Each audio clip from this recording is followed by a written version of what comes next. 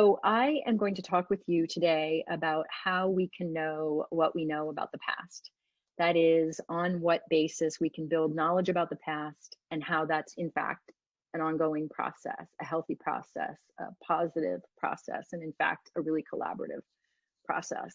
My subject is nominally Queen Charlotte, the consort of George III, and the transatlantic literary and intellectual networks of which she was a part.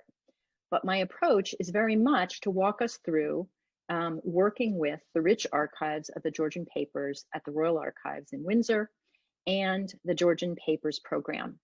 The Georgian Papers Programme is an international collaboration, King's College London, William and Mary, and the Omohundro Institute joining with the Royal Collection Trust beginning in 2015 to work to digitize hundreds of thousands of pages of archival material from the Georgian monarchs, that is from George I through George IV. And it's the Georgian Papers Programme is the work of many hands and many keyboards. And I want to acknowledge just specifically here my partner in crime, the academic director of the Georgian Papers Programme at King's College, Professor Arthur Burns. The GPP was the foundation for a wonderful BBC documentary with Robert Hardman called The Genius of the Mad King. It's pretty widely available, actually, and I recommend it to folks as an example of some of the earliest research discoveries out of the project. There have been many fellows supported through the project, and we've learned a great deal about the Georgian period from their research since that documentary. But it was a wonderful documentary. It also includes a clip of my conversation with Her Majesty the Queen at an event in the Royal Library at Windsor to formally inaugurate the project. I am not sure what other people do when they're introduced to the Queen, but I wanted to talk with her about the archives. So we did. She looked, well, she was extraordinarily polite, as of course she would be. Truly, the archives are wonderful, and the project to make them available to the public via the internet is also really wonderful. These archives let us all collaborate in the process of making new knowledge about the past. So the materials themselves are genuinely terrific. Because of my research as a scholar of 18th century British America, of course, I'm most compelled by the George III materials and the era of the American Revolution. George III was not employing a secretary at arguably an enormously important period in the histories of our two countries. So to handle his materials, to see the shade and feel the weight of the paper, to look at where he lifted his pen or pressed too hard to make a point, maybe even a point that bore directly on the war that created the United States, well, the physical object itself is really beyond compelling.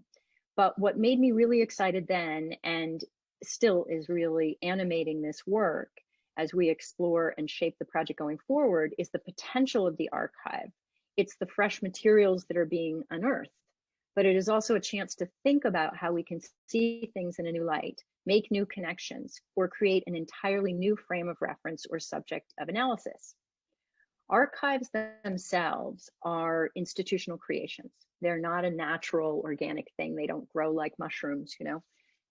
But rather they are an intentional production, and they more readily divulge materials and themes that are aligned with the needs and interests of their institutional creators. So although the Georgian Papers and the Royal Archives themselves only came together actually as a collection in the 19th and early 20th centuries, I can talk about that too, these archives, the materials that form this archive, were meant to preserve information and provide information about the royal family and the Georgian court. But we can use this material to see the contours of the wider Georgian world of which they were a part, and to ask just how far that wider world reached into the court and how far the court itself was connected to the world beyond. We can use it to see and to understand people and subjects that may have been or may have seemed to be marginal to its interests, but are in fact incredibly important, especially in an American and Atlantic, transatlantic context. So there we go. All right. So when I get back to the chat, I'm going to drop into the chat these these URLs again, and I'm also going to include my own email address, because if we don't, as Daisy suggested, get to all the questions, which we may not, I'm happy to, converse with folks by email. And there's also my Twitter handle there. I'm on Twitter quite a bit and happy to go back and forth with folks on social media. So I'll drop that into the chat as soon as I can. But the important point is that an entree into the Georgian Papers is through the primary website, georgianpapers.com, where you can actually get access directly to the catalog of materials that have been digitized at Windsor at the Royal Archives and cataloged. And you can also see exhibits of some of the research that has been undertaken through the Georgian Papers. And at the end of my talk, I'll refer to a couple of those in particular. And you can also, and I'm going to talk about this too, you can also be redirected to the Transcribed Georgian Papers project run by my colleagues at William & Mary Library. Is a really fantastic and cutting edge transcription project in which actually all of you could take part. It's quite exciting. I'm going to show some more images from that in just a moment. So when I talk about how we can kind of create new knowledge, what do I actually mean there? How do we actually create new knowledge about the past? Let me just skip to this. At times, I think, especially I hear this a lot now in the US, and I'm sure I might hear it in the UK. I certainly see it in some of the popular media, a kind of skepticism about what revisionism is and what in particular historical revision is and how it operates. And I want to take that up directly in the course of our conversation today. Revisionism is a really vital part of all knowledge work.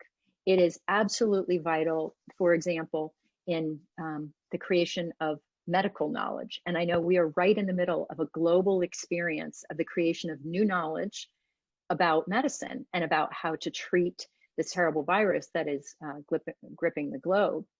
So how is it that we come to new knowledge about the coronavirus? Well, through research. And that research process is absolutely the same as it is for history. We get new information, so we actually find out new stuff. So if we were going to talk about the coronavirus, I'm not even going to pretend to be a biomedical researcher here, but I suppose you can all imagine what kind of new information we're gleaning, but certainly some of the new information that is being collected about how the virus is transmitted, for example. So you get new information. And the same thing happens in history. We get actually new information. Sometimes there's actually new material. You might think that about the 18th century, there isn't any new material to find. But in fact, there is, and we turn that up quite regularly. I'll talk about that a little bit more shortly. We have new methods for exploration. So I will talk about that in terms of historical study too, when we get to talking about transcription and what it means to have digitized text and how we can study the past through these kinds of new methods. But certainly we see in the kind of rDNA work that that biomedical researchers are doing, new methods are really critical to advancing our knowledge of the coronavirus. And then new perspectives. We simply frame things in a different way. We are not the same people from decade to decade. And literally, there are new people, like literally new, you and I are not the same people as we were 10 years ago. And we are not the same people that our parents were or our children. You get new and fresh perspectives with new generations, but also with people from different experiences.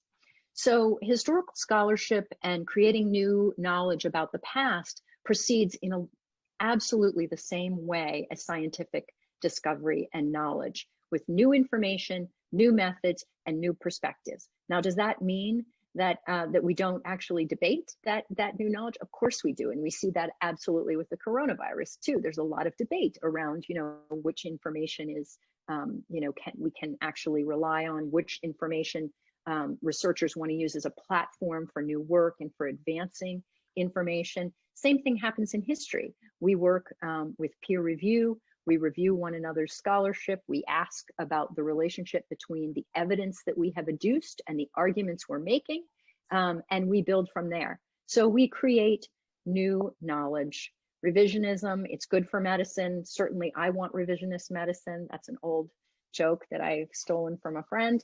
But certainly I think many of us are very keen to have revisionist medicine. Revisionist history is good too. That doesn't mean that everything we thought before is wrong. It simply means that we can absolutely revise and improve and expand our knowledge going forward. Okay, so how could we actually do this in terms of something like the Georgian Papers? Let's look at the example of the Georgian Papers Collaborative. Well, there are some things about a collaboration like the Georgian Papers where the kinds of information we have is simply facilitating things we knew about and we're going to learn a little bit more about. So, for example, the two Georges, George Washington and George III. They are a very prominent focus of the Georgian Papers program. They're certainly arguably quite important two fellows in the late 18th century for the Anglo-American world. And they are also two fellows who are the subject of voluminous archival material. George III's materials form an important core of the Georgian Papers at Windsor. So, of course, and we can actually learn new things about them. We can learn new things about George III. There's quite extensive material in the Georgian Papers about George III's medical history. You can see on georgianpapers.com, we've done quite a bit of work on George III's mental health. We've got some videos of some events, and we've got some exhibits where we've shown some of the material in the Georgian Papers about his mental health struggles, how it affected his family, how his doctors were working to understand his condition. Again, I would just refer you to a revisionist medicine, and I don't think anybody would want to be treated the way George III was, although he was treated with what was then the very best of medicine. So we can learn new things about rather typical subjects. We can also, sorry, my browser, there we go. We can also learn new things by introducing slightly new subjects. So Queen Charlotte and George Washington don't appear together in the Georgian Papers too much, but this is a piece where George Washington was introducing the new American ambassador, Rufus King, to Her Majesty the Queen. So we can learn things about folks who are powerful, but in some ways are not always present in history, because Queen Charlotte, as powerful as she was, as very central to the world of Anglo-imperial power, she is not overrepresented in the archives. Like all women, as powerful and as wealthy, as privileged as she is not really that prominent in the archives. Why is that? Well, there are a variety of reasons why not. She isn't, in part because women simply are suppressed in our formal archival materials. Anyone who was not male and powerful, frankly, is difficult to find in the archives. Historians often talk about working with the silences in the archives, and while it seems rather bizarre to describe Queen Charlotte as someone who was less than prominent, by comparison to her husband or by comparison to male political leaders, she was, and her materials simply were not preserved in the same way. It's also true that Queen Charlotte directed that her materials not be preserved, or at least that's the record that we have. There are there's some indication, and actually a record in the Georgian Papers, of one of the executors of her estate after she died, describing that many of her papers and letters, in particular her letters with George III, were destroyed on her direction at her death. So we simply have less information about her because we have fewer archival materials. So women are simply kind of less in view. So how can we learn more about her? Well, or someone like her. One way we can do this is we can, just to go back to that circle that I indicated there, new information, new methods, new perspectives. One thing we can use is new methods of exploring. And we can do this in part by, for example, using transcription. So I've used the example just of Charlotte's materials here. There, as you can see, there are many fewer Queen Charlotte materials, but my colleagues at William and Mary Libraries have spearheaded a transcription project in the Georgian Papers that has a whole variety of what is in the Georgian Papers uploaded to this transcription site. And then they invite transcribers to go through a modest training regimen, and then people can provide transcriptions of the material. So what you're seeing there is a little cut and paste on my part of what you might see when you go to that site, transcribe georgianpapers.wm.edu. And then at the bottom, what you would see if you clicked on the project for Queen Charlotte. And you can see that there's a lot of the material there has been transcribed, 923 of 1,257 pages of Queen Charlotte's diaries and essays. Okay, so why does that make a difference to have transcription? Well, so here I'm just showing you how transcription might actually work. You see on the left there a page from a diary in 1794 when Queen Charlotte was with the king and the court on holiday. And on the right, you see it's cut off a little on my slide, but you see the transcription of the diary. Now, why does that make a difference? When we have transcribed and digitized text, we can do word searches, for example. At the very most basic level, we can search to see how many times did Queen Charlotte say in her diaries, George or Majesty or whatever. We can do some kind of simple analysis that way, but we can also do more complex analysis of how she writes, for example, in English. It wasn't her first language. It was one of her many languages, but it wasn't her first. So how does she write in English versus how did she write, say, in German, in some of her letters to her family in Germany? We can do other kinds of data analysis when we have transcribed text, probably keyword searching, which, you know, I think all of us who spend a little time on the internet are very familiar with, understand as quite powerful. But nonetheless, that's just one of the things we can do once we have transcribed text. There are other things that we can do once we have more information about these materials. We can do geolocating. So we can look at how many different places these materials were created from or talking about. There are really an endless number of exciting new methods and approaches we can take to these materials with transcription. And I encourage all of you to visit the sites and just see how exciting that ongoing work is.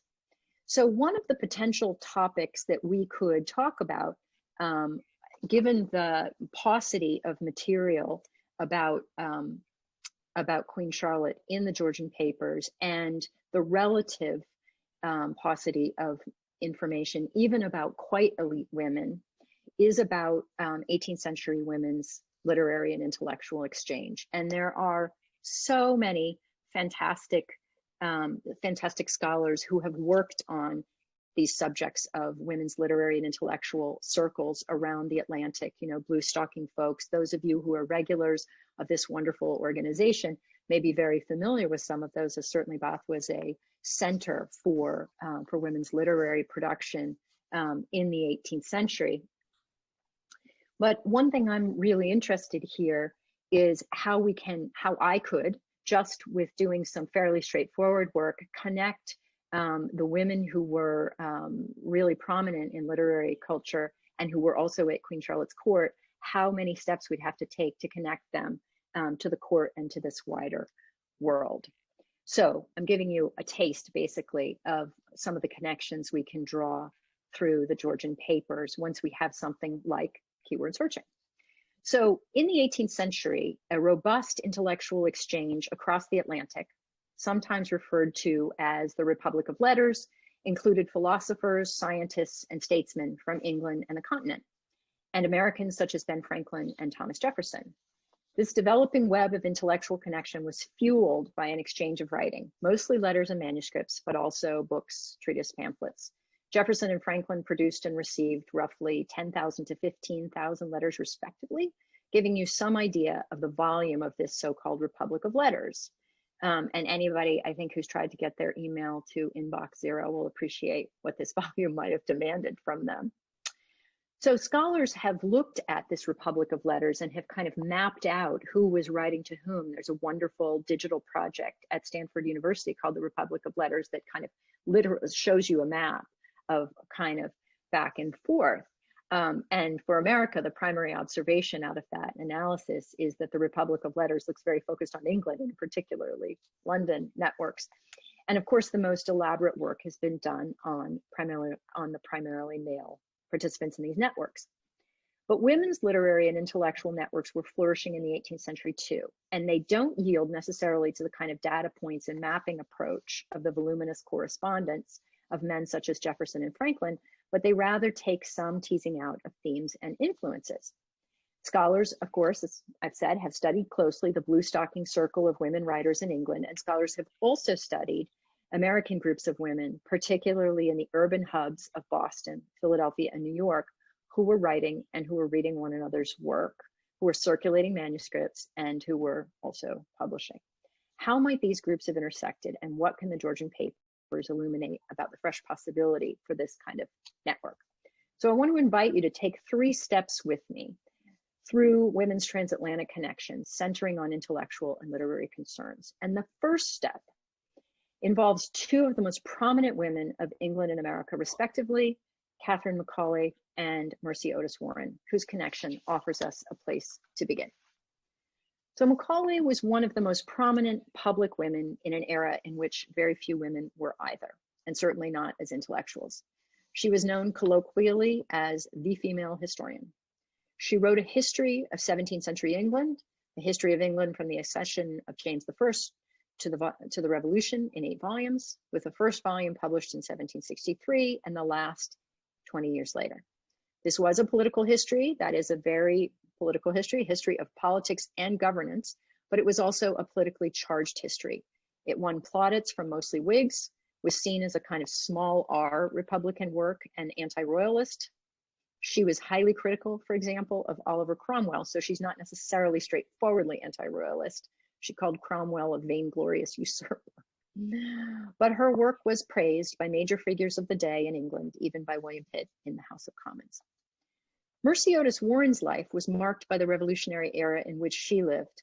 Born of a Mayflower family, mother, and a lawyer father, Mercy and her siblings were raised and educated to a very high standard.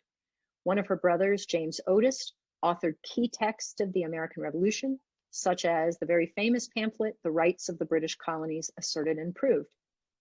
And he famously articulated the principle of no taxation without representation in regards to the schemes to collect taxes on American consumption of British goods.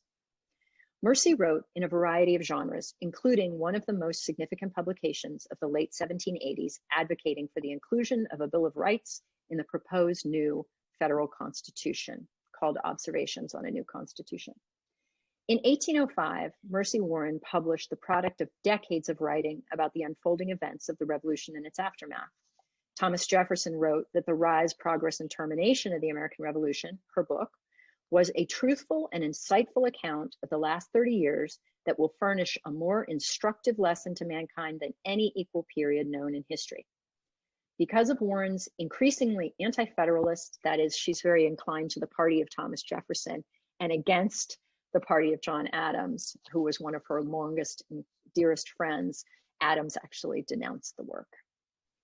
So these 2 extraordinary women, Macaulay and Warren, maintained a long and intense correspondence across 2 crucial decades. They began to correspond in 1773, and Warren's last letter to Macaulay in May of 1791 arrived just too late. Macaulay had only just died. In an early exchange between the 2 about whether women could and should express political opinions, Mercy Warren wrote to her famous friend that, quote, "I disregard the opinion that women make but indifferent politicians. When the observations are just and do honor to the heart and character, I think it very immaterial whether they flow from a female lip or are thundered in the Senate in the bolder language of the other sex." Macaulay and Warren's friendship was tested as they, like many other figures in this period who were deeply involved and invested, disagreed. sometimes mildly, sometimes sharply, sometimes privately, and sometimes publicly. But their mutual admiration never wavered. Macaulay visited America for over a year, beginning in the summer of 1784, and spent time in Boston with Warren and other friends, as well as at Mount Vernon, the home of George Washington. Afterwards, Washington wrote that, quote, "The plaudits of a lady, so celebrated as Mrs. Macaulay, could not fail of making a deep impression on my sensibility." So now that we've established something of the extent of women's transatlantic intellectual connections, courtesy of Warren and Macaulay, let's turn to one that brings us into the court and the Georgian Papers. This example concerns one of the 18th century's most celebrated novelists. Of course, I'm thinking of Frances Burney, Fannie Burney. Burney was a prodigious diarist. In fact, The Guardian counted editions of her diaries as among the 100 best nonfiction books of all time. I kind of agree. She published her first novel, Evelina, in 1778 and Cecilia in 1782. It was the enthusiastic reception of Cecilia that included attention from the royal family. The Queen Charlotte, urged her daughters to read it for amusement and for their education.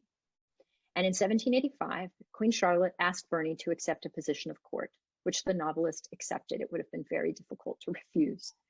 She was one of the Queen's ladies for 5 years, difficult ones, in fact, that included King George's intense bout of mental illness in the late 1780s. So we have heard, that is, it's a generally understood, that the king was a sort of an intellectual magpie. George III was interested in many different pursuits, from agriculture to astronomy to statecraft. But Queen Charlotte, too, had a lively curiosity from botany, music, and languages, but especially for history and literature. She was keen to have blue stockings around her. Burney wasn't the only one. And they remained close, and Burney remained close to the princesses, too, after she left royal service. Burney's reputation flourished internationally and in America. The London edition of Cecilia was being advertised as early as 1784. It was printed in an American edition in 1793. Burney's novels are sometimes described as the precursor to Austen. They are witty, there are country house settings, and in these books, women are readers as well as writers. In fact, Austen was an early subscriber for Cecilia, and the name of her most successful novel comes from a line in Cecilia when a character notes that the whole of this unfortunate business has been the result of pride and prejudice. It's also true that George IV was one of the first purchasers of Jane Austen's novels. So Burney's reputation among American educators in particular only grew. As the 19th century dawned, there was a rush of new American academies founded for the education of privileged girls, and an embrace of the value of education for free girls of elite families as a benefit to the new American nation. Among the great writers and advocates was another Bostonian, that is, in addition to Mercy Otis Warren, another Bostonian, Judith Sargent Murray. She was an early advocate for the equality of the sexes, publishing an essay by that very name in 1790. She gathered her many essays together in 1798, just as Americans were thinking about creating a new national literature to reflect the new American nation. Published as 3 volumes, Murray's The Gleaner incorporated her political views and especially her interest in women's education, and she would go on to found a school herself in 1802 with 2 other women. In The Gleaner, Murray advocated for the value of Burney's novels, especially Cecilia. In a period when novels were sometimes dismissed as frivolous or not reflective of the proper virtues of women, men, and definitely of the new American nation, Murray and others made clear that in their reflections on character and circumstances, novels could be essential reading. Here, she was echoing Queen Charlotte, who, if you'll remember, advocated Burney's books for her daughters for the same reasons. And now let's bring this together. The transatlantic connections among women intellectuals, they were reading one another's work, writing about one another, and even directly communicating. This third step here concerns the place of history and geography in women's education in the late 18th and early 19th century in America and right into the court. In those female academies, like the one Judith Sargent Murray helped found, the curriculum included novels and plays and poetry, but it emphasized the importance of history and geography as central to the education of women as denizens of this new nation.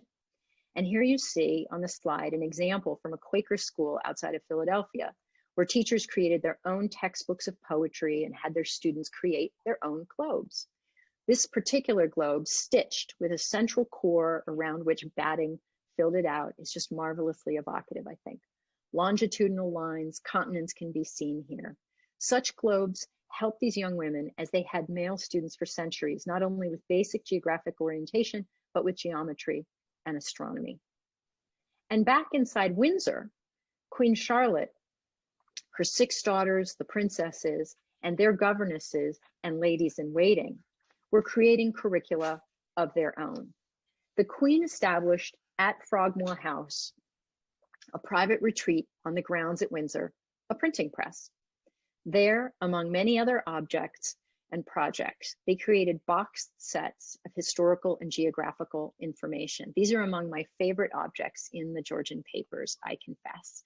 And if you go to the georgianpapers.com, you'll see a couple of different exhibits where I've written about these. So you can see here in the upper corner of this slide, what you see is the manuscript version of the curricular cards, and also where they are kept in the boxes. And then below that, you see the boxes with the printing press. Boxes about Spain, Germany, France, Portugal, and Rome. So how many of these might have reflected the work of some of the important historians of the day, like Macaulay? We know that these were based on historical work that the Queen and that the princesses were reading and digesting. The Queen was also writing historical accounts herself that reflected her voracious reading and her particular interests. She may have been, like her husband and many others of their era, copying works she read or combining her own thoughts and words with those of others, doing what we know as commonplacing work, taking little extracts and copying them out herself. She began to write, for example, and then copied many times over, about the history and lineage of Sophia, Electress of Hanover and granddaughter of James I. For those who know their English history well, this was the lineage that would shift the British monarchy from the Stuarts to the Hanovers with George I, and would bring Charlotte to England as the consort of George III. She wrote this history many times over, and this is another favorite set of manuscripts for me in the Georgian Papers, is her set of writings about the history of Sophia of Hanover. How meaningful this was, and yet how contested in the many histories of the 17th century and earlier that Queen Charlotte had read. How very consequential this history was in the 18th century through which she was living. How assertive she was to write that over and over again, asserting that lineage that begins with a woman, and that in some ways she was continuing, of course, by having birthed an heir to her husband, George III. That would be George IV. So if you want to explore more about the Georgian Papers, I really hope you will. I'm going to drop in the chat the URLs. I'm happy to take lots of questions and to talk more about some of the materials that we have uncovered, some of the research that we've done, and some of the exhibits in particular that I think you might enjoy on the site. I'm going to go ahead and stop sharing my screen here, and then I'll be able, let me just drop my, there you go. You should be able to see. Okay. All right. Thank you all so much. I think I see some terrific questions in the chat, but I think I'm going to let Daisy handle that. All right, well, that was absolutely fantastic, Karin. Thank you so much. I think I can speak for everyone when I say that we've learned a lot here today about Queen Charlotte, but also about the historiographical process. So it's been very eye-opening. Now I'm going to open the floor for some questions from the audience. Like I said at the beginning, you can either submit your questions in the chat, or you can turn your video on and give me a little wave and I'll try and spot you. though I do request that you do not unmute yourself until you're just about to speak. So we'll start off with a couple of questions that have already been sent into the chat during the talk. First of all, we have Carlos Schaffenberg, I'm very sorry if I butcher your names, asks, does the printing press still exist in Windsor? So I don't think so. You may know that Frogmore is closed to the public. It's open about once a year at the grounds of Windsor during a flower show, and I have not been. But I don't think the printing press is there anymore. What are still there, I know for sure from some wonderful conversations with colleagues, are some of the unbelievable profusion of artistic materials that the princesses produced. They spent a lot of time at Frogmore.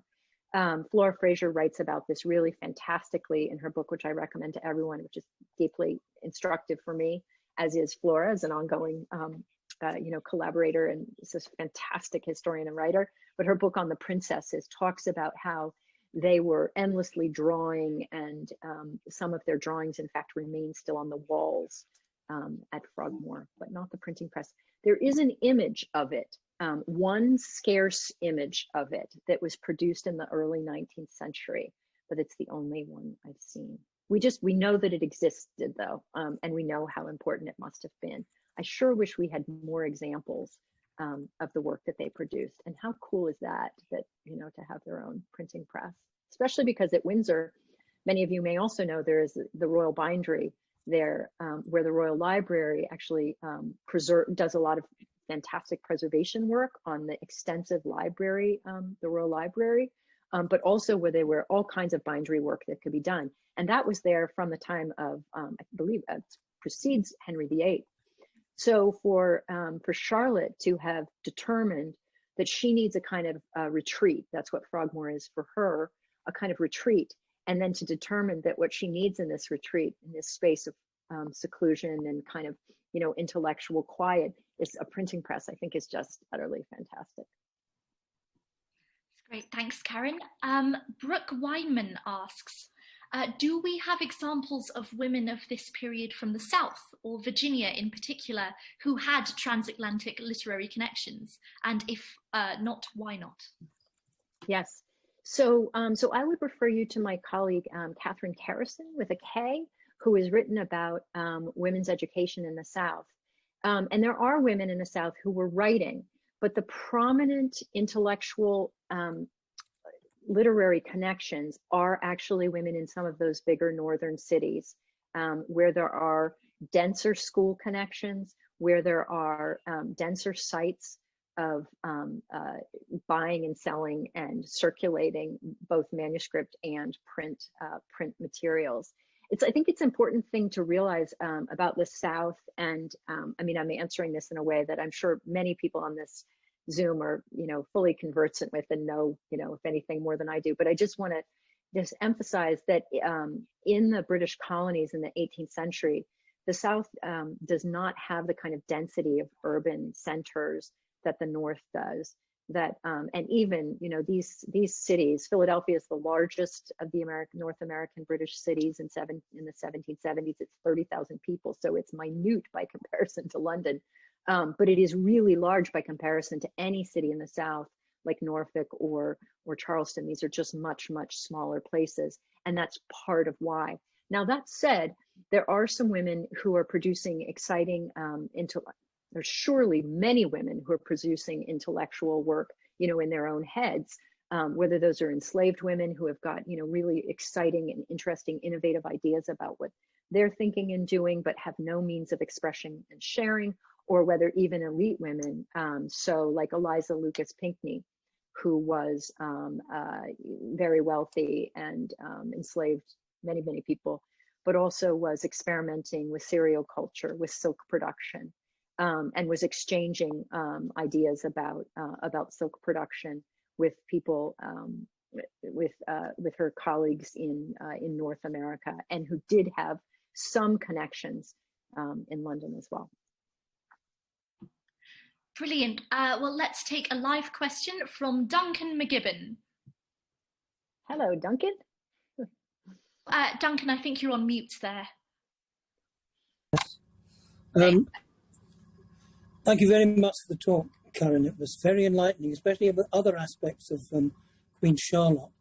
One of the interesting things about Queen Charlotte is that she probably wrote the most important letter in history. And that was I saw you put something in the chat there. Say more about that. I think that's great. Well, she was a friend of Leibniz, the philosopher. Yeah. One of three possibly four correspondents he had amongst women. And she was the person who put Samuel Clarke in touch with Leibniz. Samuel Clarke was a very close associate of Newton, and there is one theory that actually Clarke's letters, written in his hand, were dictated by Newton. So really, it was Newton versus Leibniz. Now, it was Queen Charlotte's letter that actually accomplished this. Now, putting aside everything that you might think is irrelevant in science, on the whole, scientists didn't very much get in touch with each other. So I think it's I would say that this is by far the most considerable achievement that anybody in any royal family has ever done, as far as intellectual history is concerned. But the problem is, she probably wrote in German to Leibniz, or even in Latin. And I don't know where the original is. I know that there's a book by a man called Domenico Bertoloni, or Melli, but I don't really know where that correspondence is. Is it in Windsor? Not that I have seen, no. That doesn't mean that it isn't, but not that I have seen. And the thing that's difficult about Charlotte's, excuse me, the Queen Charlotte archives is that there's so little left. They really did destroy so much on her death. So we have very few diaries and very few letters. There is some outgoing correspondence and there is some incoming correspondence, but it's fairly dry. So I have not seen that letter there. But what I would say is that a fantastic thing about the Georgian Papers is that any of us could literally, at this moment, you can go to georgianpapers.com, where I've dropped that link. You can follow the link to the catalog and you can put in Leibniz and see what comes up. I'm tempted to do it right now while we're right here live and see what happens, because that is the value of this. And if you want to go directly to the catalog, no, I can't dial away from my screen here to do it. But you can just go to georgianpapers.com, go to explore the collections, go to the catalog, and you can put in the search there and see. I would love to know the answer to that. Because just literally 1 second, the letter must exist, because in just about every physics textbooks, every textbook on relativity, the introduction to the Leibniz correspondent quotes letters by Queen Caroline to Clarke and to Newton and to all sorts of other people. So it must be somewhere. Yeah. So someone else has said this is, this is Queen Caroline, not Charlotte. And the other thing I'll say is that she had lots of names.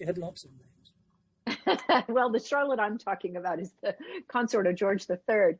But it's the other thing that's true about the Georgian Papers is that there's relatively little from the era of George I and George II. There's quite a lot from George III. Okay, so next question. Yes. Sorry about the wrong queen.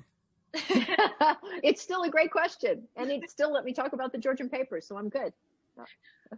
So Bert Williams in the chat has two quite interesting questions here. He asks, did Queen Charlotte really introduce Christmas trees in England, and was she a person of colour? Two very good questions. So I think the standard understanding is that Prince Albert introduced the more kind of elaborate use of Christmas trees, but that Queen Charlotte did have trees at Christmas. And I think we have a blog post on the Georgian Papers about that. As for Queen Charlotte as a person of color, I think that's such an important question for us right now. And there's been a lot of discussion about that for decades, actually. And most of that discussion is based on, two things. One, an observation of the portrait by Alan Ramsey, which is on one of my slides, in which some people have read, perhaps she had some ancestry, perhaps she was African descended. But also there is one historian who has argued, and you'll see his name crop up in just about every account there, talking about how Queen Charlotte was a person of color, connecting Queen Charlotte's lineage to a 13th century Spanish Moor. And so that's the source, or that's the putative source. I think what's interesting here is to think about why that might be relevant for us now to think about Queen Charlotte's racial background and how that racial background might have had any relevance in the 18th century versus how it has relevance now. It's certainly enormously complicated to say that no person in the royal family ever had was ever African descended. That just would seem to defy logic, and just the way that humans, have been related around the world. But I think the real question is, why is that meaningful for us now? What we do know is that for sure, Queen Charlotte and King George III were the most powerful people in an Anglo-imperial world, which ran on essentially the profits from slavery and the enormous wealth that was generated by their colonies in the Caribbean, and which depended on the violence and enslavement of hundreds of thousands of people. We also know that there were people who were enslaved in the Caribbean who had enslaved mothers and who had British fathers who were brought back to England for education, and that there were multiracial and there were Black Britons. And there's good scholarship on this to show us how significant Black British history has always been. So I think, it's less significant, I think, whether there is, I don't even know what we would call this in America. We talk about how race has flowed from this insidious kind of one-drop rule. Why is it that a Black mother can never give birth to a white child, but a white mother can always give birth to a Black child? This crazy idea of race that was founded in violence and law. But it's less significant about whether she's descended from 13th century Moor than I think it is important to recognize that there were absolutely Black Britons in the world, in the Georgian world, that Queen Charlotte would have been well aware of. Brilliant. Before I go to the other questions in the chat, does anyone on video have something to ask? Is there M. Saxton? Martha Saxton. Martha. Hello, Martha. How nice to see you. Hi, Karen. How are you? Your question will be better than my answer. I'm confident of it. No. I'm just wondering what her relationship with Gibbon's work was. Did she read Decline and Fall? Did she think about it? And did she include it in her own work? And was she religiously offended by it? Don't know about religiously offended by it. I would refer you to Maddie, the brilliant early career scholar, Madeline Pelling, and I had great opportunity to collaborate with Maddie on an exhibit in the Georgian Papers on women, history, and power that looks at how what we have from the Georgian Papers, from some of the really interesting women at court, Augusta Murray and others, and how they were writing and thinking about history, what they were copying, what their sources were. I'd refer you to that exhibit. It's 2 parts. We spent quite a bit of time on it, and nothing to respond to Gibbon's religiously, because most of what we have is copying. But I definitely refer you to that exhibit. Thanks. Yeah. Thank you. Really good question, though, because history is such an important, we say this now all the time, that history is powerful and history is highly politicized. And it's really important for people to understand both history and the historical process, and for us to be able to have good conversations about that. But that was true in the 18th century too. These people are super deeply invested in understanding the past and representing the past, both things. Yeah. And we can see these women really invested in it too. I think it's fascinating that, and that's why I started with Macaulay and Warren, that, these 2 kind of par exemplars of, intellectual transatlantic women intellects. They wrote histories. So. Yeah, great. Thank you. Yeah. Brilliant. C.A. Grenville asks, was there any connection or mention in the papers with regards to Mary Wollstonecraft from the UK, Olympe de Gouges, yeah. in France, and other Enlightenment figures who were early advocates of women's equality and citizenship? Yes. So at the time when I was doing this research on connecting Burney and doing these transatlantic connections, we did not have any evidence of recognition of Wollstonecraft's work in the Royal Archives materials. Now, that does not to say that there may not be some and that we may not uncover it, but I did not see it. I wish so much that we had more from Charlotte. When we look at what we do have, just the evidence that we do have, her deep work in botany and, and her enthusiasm for gardens as an intellectual pursuit, her interest in literature, her interest in history. We know there must have been absolutely layer upon layer of manuscript production, of writing and, or, just of conversation too. But we don't have it.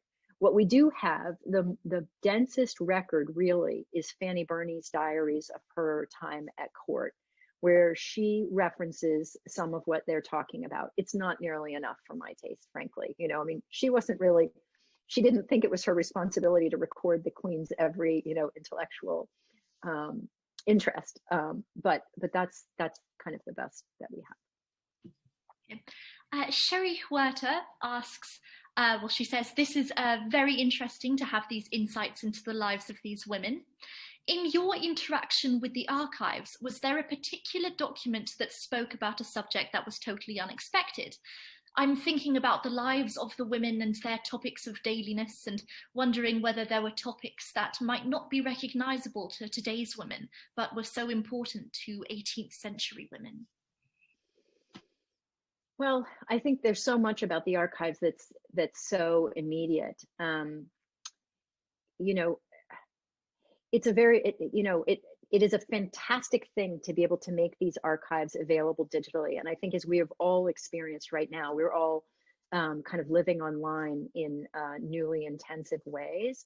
And, I encourage all of you to explore the materials of the Georgian Papers and to explore them online. And one of the things I think you'll notice is that the digital images that the Royal Archives has provided, that the Queen has permitted, I mean, none of this project would have happened if she hadn't, I don't know, does she actually give 2 thumbs up? I don't know. But she, she absolutely endorsed, wholeheartedly this project, is that they're very beautiful, high resolution images. So you really get a sense, even when you're looking at the page, of the shadow on the page or the crease in the page or whatever.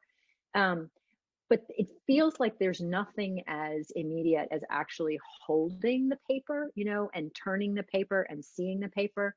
Some of the things that were most striking to me did involve the young women and their education. So there are some stunningly beautiful maps that the princesses created. There's a map of Cook's voyages that 2 of the princesses produced that is in vivid color, and it's gorgeous. And I think, I don't even do the crossword puzzle in pen, and there they were making this gorgeous map, in this indelible mode. And that was quite striking to me, because you think they're these young people who are living both a life of extraordinary privilege and yet quite sequestered in a way.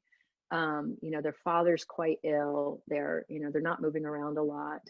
As Flora Fraser says, their lives are kept a little bit small, and yet they are imagining this whole world, really. And they are, being taught to think about this whole world. Now, are they being taught to think about it in all the ways that we would like? Some of the questions we would have about, do they understand the economic engine that is slavery, that undergirds, so much of the empire? Do they understand that the luxury on which their lives are built, is so indebted to colonialism? Do they know, really? And are they being taught to think that through? Sometimes their father is, but still the immediacy of seeing their comprehension, at least, of a wider world was quite, I think, exciting. And then, you know, it wasn't always the women's things that made me think, whoa, this is really great. I mean, in addition to, I already told you that those what I think of as curriculum cards are two of my, I mean, absolute favorite items in it. But, you know, some of George III's materials during the American Revolution, he was a meticulous dude. He was keeping super close track of, you know, how many bridles were being sent with, you know, the cavalry to New York in X year during the American Revolution. And to see him working out, like, I don't mean to make light of this, but almost like someone, you know, playing with soldiers on a battlefield, like lining things up. And it's quite immediate to see George III's specific directions about what should be mobilized in the American Revolution. That I thought was pretty intense. Very interesting stuff here. Is there anyone else on video with a question? If not, then we'll move to the chat again. Paul Jackson asks, how much is in the Georgian Papers about the relationship between Prince Frederick, whose obelisk stands in Queen Square in Bath, and his parents, George II and Queen Caroline? So, as I said, there's really not a lot for George I and George II. If I remember correctly, and I can't promise to have an encyclopedic sense of the catalog, but there are a few items, but it's not extensive. It's not extensive. And again, let me say a word about how this archive came to be, because I think, you know, Windsor, almost all of us will have a kind of visual image of Windsor with the round tower kind of rising up there in the center, that unbelievably glorious tower. And in fact, that is where the archives are at the top of the round tower. So they are iconic Windsor Castle in a sense. But Windsor is, you know, 13th century. It's got its origins, you know, after William the Conqueror, et cetera, et cetera, et cetera. But the archives have not been there since time immemorial. These archives, the royal archives, were really gathered in the 19th and 20th century. And the George III materials in particular were rescued from the home of, from Astley House. And they were meant to be destroyed, and they weren't. And they went back to Windsor in the late 19th century. And many of Queen Charlotte's things were actually gathered because Queen Mary, our Queen's, your Queen's grandmother, was very interested in history and was interested in kind of collecting things back to the archives, and kind of bought things up and gathered things and put them there.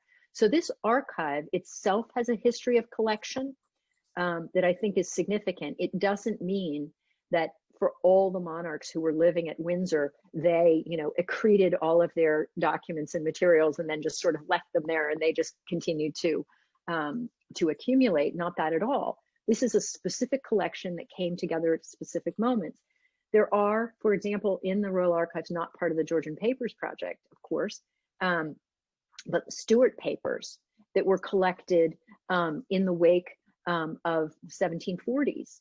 And those Stuart papers are quite extensive and important, but they're not there because they're the papers of George II. They're there because the Duke of, why am I going to forget? Cumberland?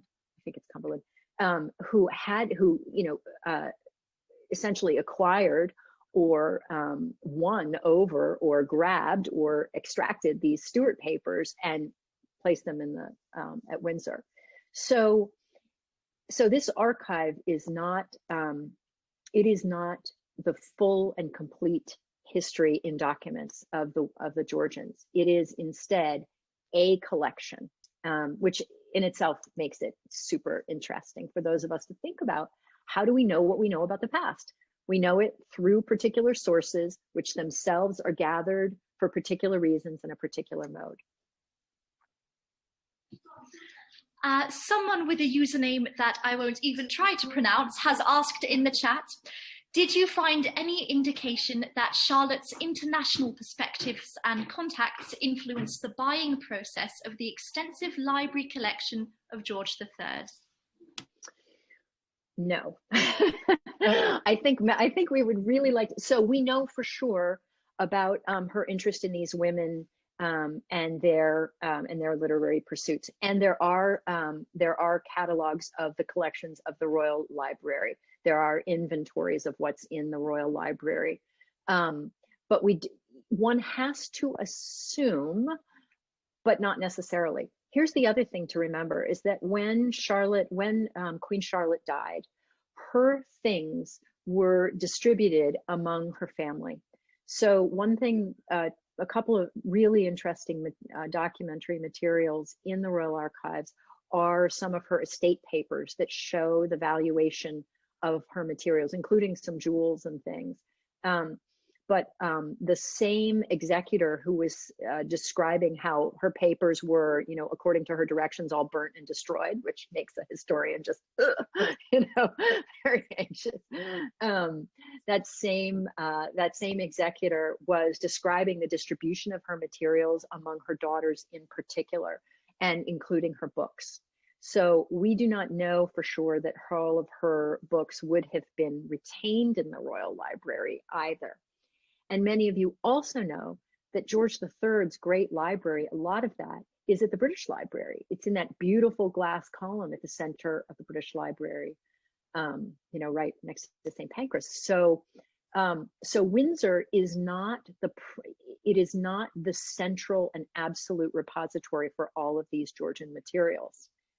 What's neat is thinking about what is there and how we can connect it to things that are elsewhere. Alas, for Queen Charlotte, there's too little that's elsewhere. Thank you, Karin. I believe that Betty has a question, if you'd like to use it out loud. Hello. Karin, yes, I want to thank you very much for accepting the institution's invitation to come tonight, and it's been lovely hearing you. My question is, did you find much, and I'm thinking particularly about Catherine Macaulay's political writings, amongst these women about how to deal with the public hostility and argument against what they were writing? Yeah, that's such a great question. And thank you so much, Betty. And I'm hoping next time this is actual in real life, in person. That would be so lovely. That would be really fantastic. So I think that, the quote that I offered from in the Macaulay-Warren exchange is really emblematic of, it's a sub-theme in a lot of their correspondence. I think we might recognize there is a contemporary version of this where we see that in online harassment, that women and people of color are targeted in ways that are just absolutely disproportionate and sometimes really out of control. But for sure, they had a sense that that their views were not taken as seriously. That if they wanted to succeed, they had to do so by enormous effort. They did have a sense of their own privileged position. Certainly, Mercy Warren was very well aware of her privileged position. But for sure, these women were aware that being a woman and doing the work they did was not only atypical, but often engendered hostility. And they had to continually advocate for,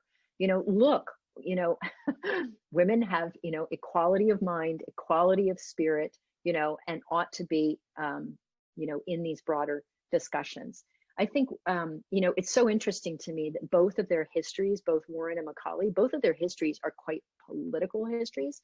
That is, they mean them to be. They mean to enter into a political discussion with those histories. I think that alone is fascinating. And to think of Mercy Warren doing this, writing her version of the history of the American Revolution that is absolutely slams her longtime and very dear friend John Adams and his Federalist position is, she was a bold woman. She was. Abigail Adams gets rightfully a lot of interesting attention for her views during the time of the American Revolution, but Mercy Otis Warren, boy, really an interesting woman. More people should write and think about her. Well, Julia S. in the chat asks, she says, this is fascinating. I was wondering Thank you, Julia. about Caroline Herschel, a Bath connection. Was Queen Charlotte interested in her scientific discoveries? The royal family paid Caroline Herschel a salary, the first professional astronomer. Well, I love that. I did not know that. I thank you, Julia. I did not know that. I'm taking lots of good notes here.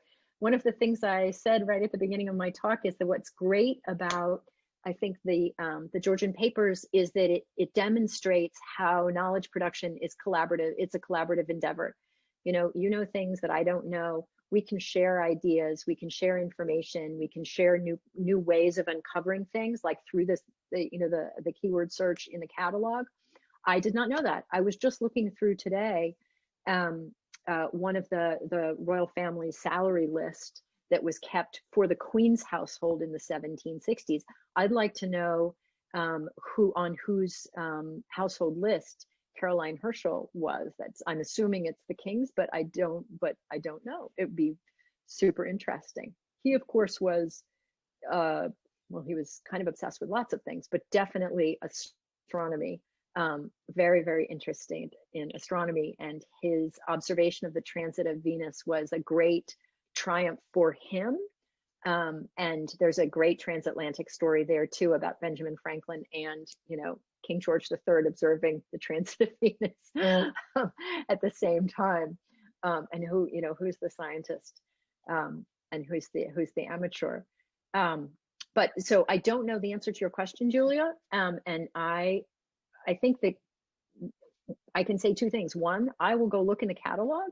Any questions that you guys have asked, by the way, in which I haven't had a direct answer, I'll look and I'll answer on my Twitter feed. And you can sort of see what I've been able to say there. So one is, I don't know the specific answer to that question, but secondly, I really hope all of you will take the opportunity to go into the catalog and check it out. It's so interesting. The materials are fantastic. And as I said, our colleagues at the Royal Archives have done a wonderful job with these really beautiful high resolution PDFs. All of them come with, free use by permission of Her Majesty, to whom these items belong. But they're just wonderful to work with. They're really exciting. So I really hope you'll get in there. That's the whole point of this project, is that lots and lots of people will get in there and take a look. And as a result, we'll all know a lot more. Brilliant. Well, we have time for one or two more questions if anyone has something to ask. Sorry, my name doesn't appear on the video because I haven't managed to sort that out. A bit too technical. I put in a comment earlier about my having done some research on the Newton-Leibniz connection. So I was just wondering, would it be of interest if I just mentioned what it was? Yes, please. Absolutely. Lovely. Thanks very much. The Principia, which was Newton's book, was actually translated into English in America, all those volumes.